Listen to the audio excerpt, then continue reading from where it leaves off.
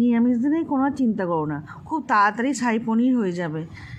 পনিরগুলো কিউব করে কেটে তেলে ভেজে নিলাম, তারপর কাজু, পোস্ত, সাদা তিল, লঙ্কা, আদা সব একটু মিক্সিতে বেটে নিলাম। কড়ার মধ্যে তেল দিলাম, সাদা তেল দেবে অবশ্যই।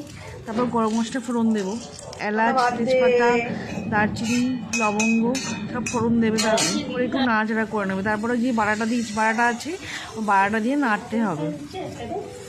তোমার সাদা তিল দিতেও পারো বা চালমগজ দিতে পারো। আমার কাছে সাদা চালমগজ ছিল না, তাই আমি সাদা তিল দিলাম। একটু অনেকক্ষণ ধরে নাড়বে।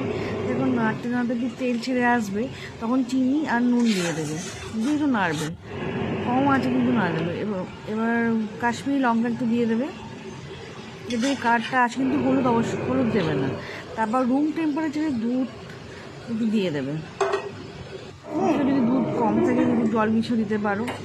দুধ আর একটু জল দিয়ে একটু ফুটবে, সেই সময় তুমি পনিরটা দিয়ে দেবে। আর নুনটা তো দেবে, আর মিষ্টি দিয়ে যেমন খাও সেরকম বুঝে দেবে। তারপর ফুটবে অনেকক্ষণ ধরে। ওটার পর কাসুরি মেথিটা আমি হাতে ম্যাশ করে দিয়ে দেবো। তারপর একটু ফুটে উঠলে হয়ে যাবে আমাদের শাহী পনির। দারুণ দুর্দান্ত খেতে লাগে। একটু লাস্টে ঘি দিয়ে দেবো, রুটি পরোটার সাথে দারুণ লাগে। এবার করে দেখো।